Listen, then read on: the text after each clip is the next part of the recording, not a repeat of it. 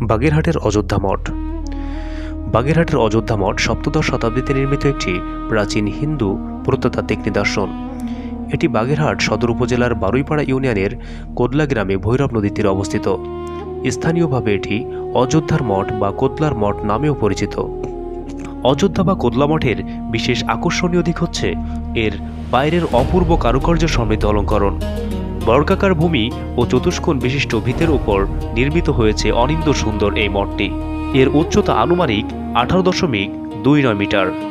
ইটের তৈরি মঠের প্রাচীরগুলির পুরুত্ব 3.17 মিটার প্রায়।